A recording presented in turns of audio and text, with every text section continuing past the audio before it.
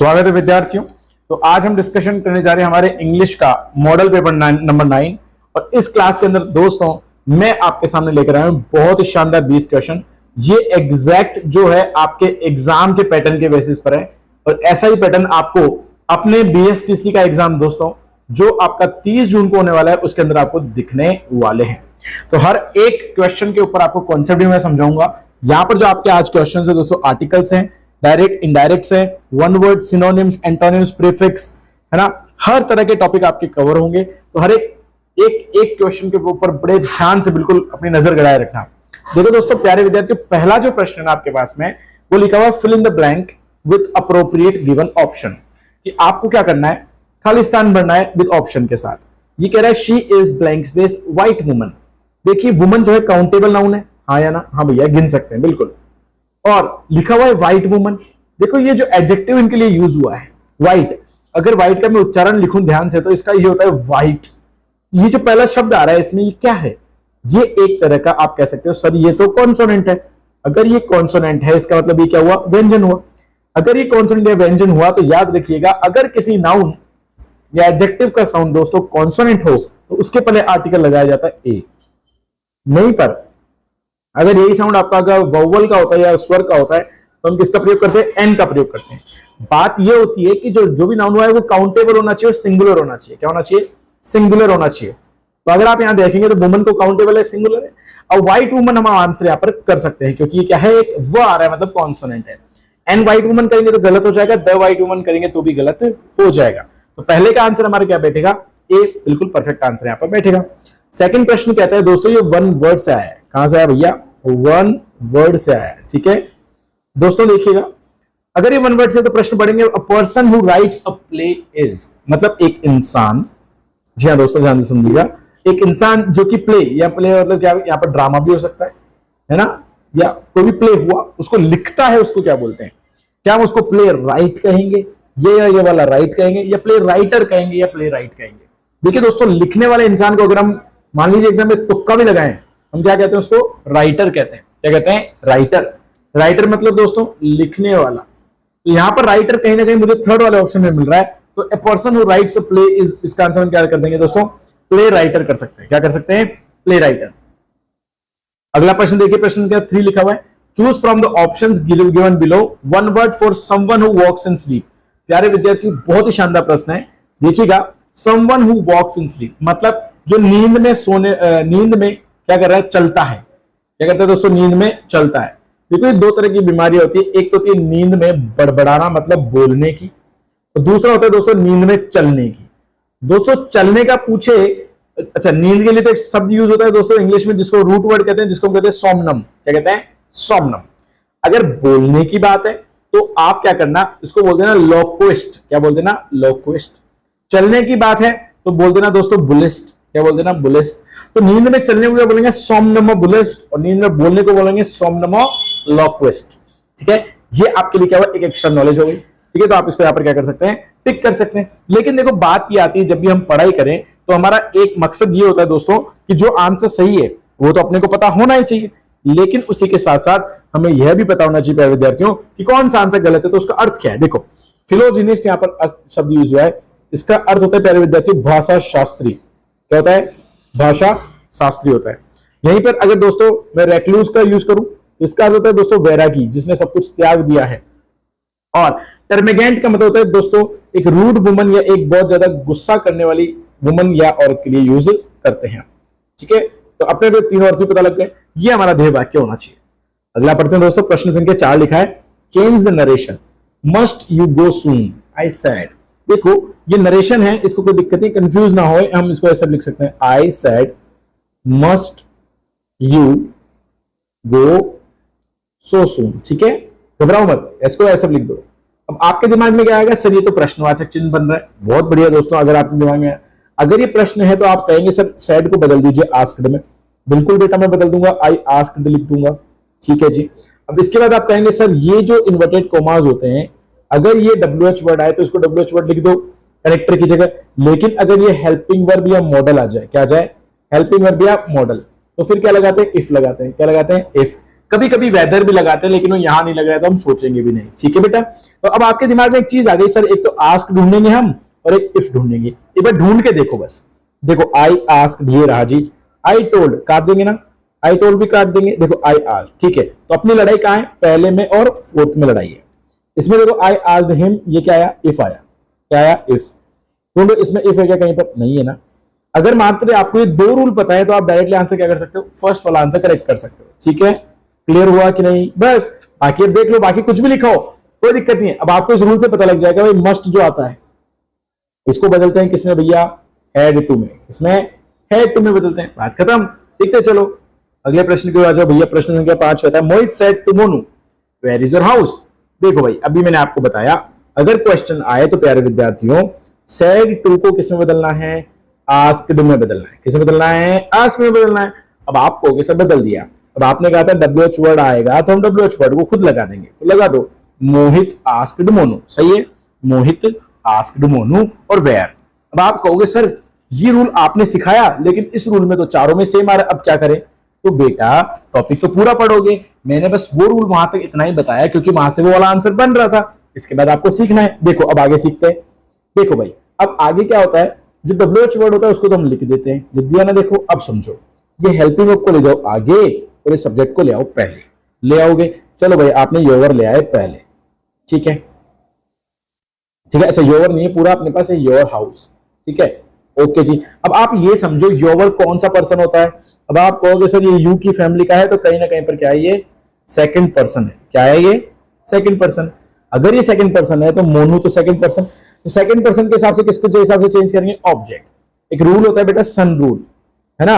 अगर मान लो आपका फर्स्ट पर्सन है तो हम इधर के सब्जेक्ट के हिसाब से बदलेंगे, अगर सेकंड पर्सन है हम इधर के ऑब्जेक्ट के हिसाब से बदलेंगे, थर्ड पर्सन तो उसमें कोई चेंज नहीं करेंगे।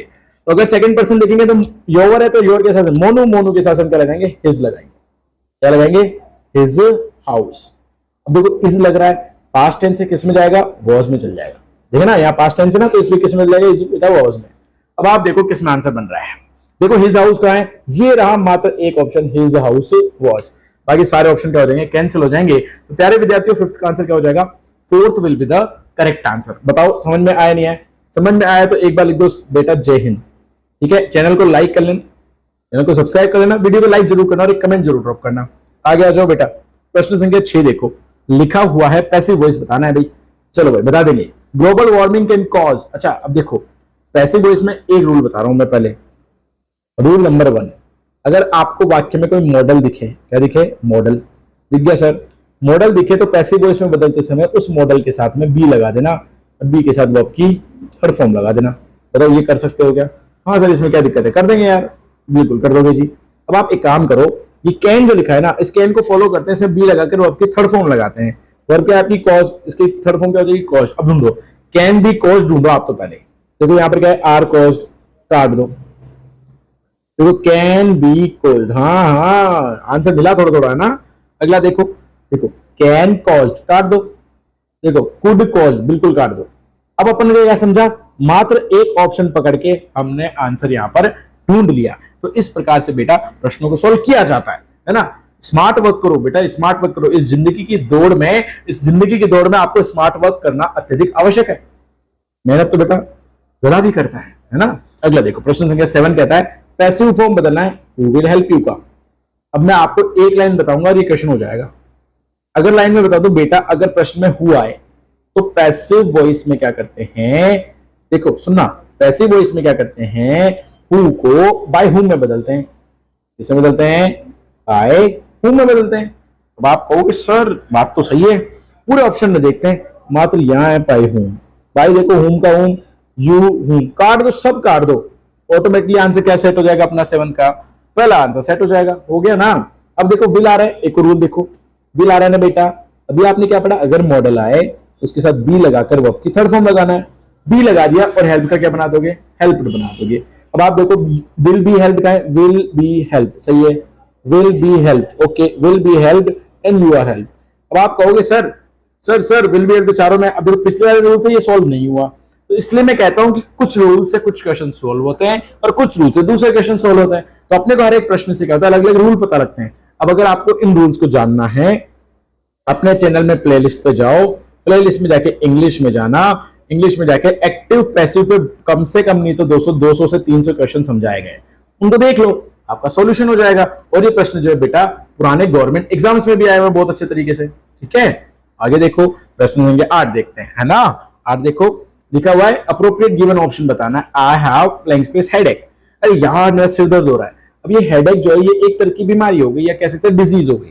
तो हम ऐसे केसेस में क्या करते हैं, इन बीमारियों के पहले क्या लगाते हैं, ए लगाते हैं। ठीक है, आई हैव अ हेडेक। ठीक है, चलो जी अगला प्रश्न देख लेते हैं। लिखा if he were to reach the venue in time he blank space have to hurry up. अब समझो, अब आओ कंडीशनल समझाते हैं आपको, है ना, सारे समझ लेना एक बार। कंडीशनल नंबर 1 ये कहता है अगर वाक्य में इफ हो और एक तरफ प्यारे विद्यार्थियों प्रेजेंट सिंपल टेंस हो, कौन सा हो, प्रेजेंट सिंपल। तो याद रखना दूसरी तरफ हमेशा फ्यूचर सिंपल टेंस लगता है, याद रखोगे। दूसरा कहूं रूल नंबर 2, अगर पास्ट सिंपल टेंस दिख जाए, है ना, दूसरी तरफ क्या लगा देना, वुड लगा देना और वर्ब की फर्स्ट फॉर्म चिपका देना। तीसरा रूल ये कहता है अगर आपका पास्ट परफेक्ट हो, क्या हो, पास्ट परफेक्ट हो, तो घबराना मत, वुड लगा देना और उसके बाद हैव लगाकर वर्ब की थर्ड फॉर्म लगा देना। ठीक है भैया, अब लगा देंगे जी। अब आप देखो यहां पर क्या आ रहा है, इफ ही वर, मतलब ये पास्ट टेंस का यूज हुआ। अगर बेटा ये पास्ट टेंस का यूज हुआ तो आप कहोगे सर नियम तो ये रहा, वुड प्लस वर्ब की फर्स्ट फॉर्म लगाएंगे, लगा दो भाई। वुड के बाद देखो हैव दे रखा है, क्या दे रखा है, हैव, ये ऑटोमेटिकली क्या वर्ब की फर्स्ट फॉर्म है, तो वुड देखो केवल, ये नहीं ये नहीं ये नहीं ये रहा। तो हमारा 9 का आंसर ऑटोमेटिकली क्या हो गया, 4th हमारे यहाँ पर क्या बैठ जाएगा बेटा, करेक्ट आंसर बैठ जाएगा। बताओ आई बात समझ में, इस पे स्टार बना लो, स्टार बना लो, छाप लो इसको। अगला देखो प्रश्न संख्या 10, ध्यान से करना। I blank space her making regret her great efforts to complete the assign task. मैंने कहा कि मैंने उसको देखा है, मैंने देखा कि वो बहुत मेहनत कर रहे थे अपने कार्य को पूरा करने में। तो मैंने देखा, राइट, मैंने देखा, देखा तो हमने कहा क्या, पास्ट टेंस, क्या कहा, पास्ट टेंस। और पास्ट टेंस में प्यारे प्यारे विद्यार्थियों हम लगाते हैं वर्ब की सेकंड फॉर्म, सेकंड फॉर्म ये रही। अब आप कहोगे सर सी के second form saw, third form seen, हम तो लगा देंगे सर क्या, सॉ लगा देंगे, करेक्ट आंसर बन गया। ठीक है, अगला देखो 11वां प्रश्न क्या कहता है, ये कहता है fill in the blank with suitable preposition. अरे भैया अच्छा प्रीपोजिशन बताना है आपको। गोविंद ब्लैंक स्पेस बर्स्ट टीएस। अच्छा इसको एक काम करो, देखो गोविंद और बर्स्ट को इधर ले आओ थोड़ा सा, है ना, ये खालिस्तान करके यहां लिख दो टीयर्स। ये आपका मैंने थोड़ा सा प्रश्न चेंज कर दिया, कभी कभी टाइपिंग एरर हो जाता है। देखो भाई, जब भी अगर वाक्य में ऐसे हो बर्स्ट और यहां पर आ जाए टीयर्स और बीच में हो खालिस्तान, एक चीज का विशेष ध्यान दीजिएगा, हमेशा हमारा जो प्रेपोजिशन यूज होता है वो क्या होता है, इनटू होता है। क्या होता है, इनटू। जो कोई एकदम से रो देता है कोई सिचुएशन को देखकर, हम कहते हैं बर्स्ट इनटू टीयर्स। क्या कहते हैं, बर्स्ट इनटू टीयर्स। ये लो जी, छाप दो, खत्म। अगला प्रश्न देखो, लिखा है the antonym of politely. Antonym का मतलब क्या होता है, अपोजिट वर्ड। क्या होता है भाई, अपोजिट वर्ड होता है। अब आपको अगर अपोजिट वर्ड बताना है तो आपको पहले इसका अर्थ बताना चाहिए। देखो पोलाइटली का अर्थ होता है क्या, बिल्कुल विनम्रता पूर्वक। क्या होता है भैया, शांति से, विनम्रता से। ठीक है, अब अगला देखो, अब अपने को उल्टा बताना है। देखो भाई, अगर ये विनम्रता पूर्वक है तो कॉर्टियसली का मतलब भी क्या होता है, नम्रता पूर्वक, प्यार से। हम्बली का मतलब भी क्या होता है, आदर पूर्वक, या फिर हम कह सकते हैं नम्रता पूर्वक। मतलब ये दोनों तो इसके हुए भैया सिनोनिम्स। तो बचता है क्या, रैशली। रैशली का मतलब होता है उतावलेपन से या फिर गुस्से से, या फिर मतलब रेस्पेक्ट नहीं करना, नम्र नहीं होना, तो रैशली बन जाता है। एंग्री तो होता है गुस्सा केवल। ठीक है, एडवर्ब नहीं है एंग्री, एंग्रीली होता है। अगला देखो प्रश्न संख्या 13 क्या कहता है, एंग्री क्या है भैया। एंग्री के लिए पूछा है कि द एंटोनिम ऑफ एंग्री, मतलब उल्टा पूछा है। एंग्री यानी गुस्सा, गुस्से का उल्टा क्या होगा भाई। अब आप कहोगे सर हिंदी में तो बहुत आसान होता है, शांत होता है। ठीक है, शांत होता है, मैं मान गया। इसमें शांत क्या है, देखो शार्प। शार्प यानी होता है तीखा, जैसे चक्कू होता है, धार होती है, उसमें तीखा होता है। इंफ्यूरिएटेड का मतलब होता है दोस्तों क्रोधित होना। क्या होना, क्रोधित होना। काम का मतलब क्या होता है, शांत, बिल्कुल। और पीस का मतलब भी क्या होता है, इसका मतलब शांत नहीं होता बेटा, इसका मतलब शांति होता है। दोनों में अंतर है मेरे दोस्त। तो आंसर कहां बनेगा, काम बनेगा। तो बेटा 13 का आंसर क्या लगा देंगे अपन, 3 लगा देंगे। ठीक है, आ जाओ अगले प्रश्न पर चलते हैं। देखा है, मैंने देखा है यूट्यूब पर लोग 8-8 घंटे पढ़ाते हैं और मात्र क्वेश्चन करते कराते हैं 200, है ना। हमने क्या किया, आपको मात्र 3 घंटे 25 मिनट में दोस्तों 570 क्वेश्चन कराएं। ये क्विक रिवीजन वाली क्लास है, घबराए मत, है ना। हम क्या करेंगे, क्लासेस को बड़े प्यार से समझाने वाले हैं आपको। वो तो एक रिवीजन क्लास है ताकि आप अपनी तैयारी फुल स्पीड से कर लो। जीके की क्लास है, आप इसको देख लेने जाके एक बार, है ना। देखो भाई, लिखा है आई saw him falling a big tree x. देखो भाई, कुल्हाड़ी की बात कर रहा है। अब ये कुल्हाड़ी का एक तरह से टूल है, क्या है, एक तरह से टूल, औजार है। अब किसी औजार से किसी को काट रहा है, वो फॉलिंग यानी गिराना, गिरा रहा है। जब भी औजार की मदद लेते हैं तो बेटा विद लगाते हैं। क्या लगाते हैं, विद। ये आपका आंसर बन जाएगा 14 का भैया 1। तो ही I saw him falling a big tree with an axe, answer बन जाएगा। ठीक है जी। अगला प्रश्न देखिए, लिखा हुआ है करेक्ट सिनोनिम बताना है। सिनोनिम मतलब समानार्थी शब्द बताना है। एबंडन यानी त्याग देना, क्या होता है, त्याग देना या फिर छोड़ देना, या लीव। अब आप कहोगे सर ओके जी, ये तो समझ में आ गया, आंसर तो बता दो। देखो बच्चों, देखो फोरसेक का मतलब भी क्या होता है, त्यागना। क्या होता है, त्यागना, या फिर कह सकते हैं त्याग करना। ठीक। रिसीव का मतलब होता है प्यारे विद्यार्थियों प्राप्त करना। गिफ्ट का मतलब होता है प्यारे विद्यार्थियों उपहार। और ग्रीव का मतलब होता है दोस्तों शोक मनाना, दुख मनाना। क्या मनाना, दुख मनाना। ठीक से। अब आप देखो त्यागना, इसका समानार्थी बताओगे, सर कहोगे फोरसेक लगा दो, तो 15 आंसर क्या चिपका दोगे भैया, 1 चिपका दो। अगला देखो, the synonym of considerate is not. भाई देखो, इसमें बोला कंसिडरेट का सिनोनिम्स क्या नहीं है। देखो प्रश्न बड़ा अच्छा है। कंसिडरेट का मतलब होता है प्यारे विद्यार्थियों विचारशील। क्या होता है भैया, विचारशील, है ना। अगर विचारशील, अच्छा मैं लिख देता हूं आपके लिए, सॉरी, लिख दीजिएगा विचारशील। अगर मतलब कोई भी कार्य क्या हो रहा है, विचार करके हो रहा है, सोच समझकर हो रहा है। ठीक है जी। अब आपको बताना है कि ऐसा कोई कार्य जो इसका उल्टा नहीं हो। चलिए, अच्छा सिमिलरली मतलब समानार्थी नहीं हो बताना है। तो विचारशील मतलब बिना सोचे समझे आपको आंसर करना है, मतलब इसका आंसर बिना सोचे समझे होगा, अपने को ये देखना है। ठीक है। तो देखो भाई, पहला ऑप्शन अगर मैं बताऊं तो आपके पास है नेग्लिजेंट। क्या है भाई, नेग्लिजेंट। नेग्लिजेंट का मतलब भी क्या होता है, लापरवाही से। क्या होता है, लापरवाही। अटेंटिव का मतलब क्या होता है, बड़े ध्यानपूर्वक। क्या होता है भैया, ध्यानपूर्वक। केयरफुल, अरे भाई मस्त सावधान आदमी। हेल्पफुल मतलब मददगार, मदद करने वाला। अब भाई देखो लापरवाह कहां है, ये रहा नेग्लिजेंट। तो आप आंसर ऑटोमेटिकली क्या कर दोगे, नेग्लिजेंट कर दोगे। क्लियर है। चलो अगले प्रश्न की ओर बढ़ जाऊं भाई। देखो 17, अच्छा 17वां प्रश्न चालू होते हैं आपको पता लग गया क्या आ रहा है अपने पास, पैसेज आ रहा है। भाई पैसेज बड़ा इंपॉर्टेंट है। एक पैसेज आपको 4 क्वेश्चन मतलब 12 नंबर देकर जाने वाला है। 12 नंबर सिलेक्शन की रैंक में 500 क्या 1000 2000 रैंक ऊपर लाने में बहुत मददगार साबित होता है। देखो आओ मैं समझा देता हूं, पूरा पैराग्राफ अच्छे समझेंगे, ध्यान से सीखना है ना।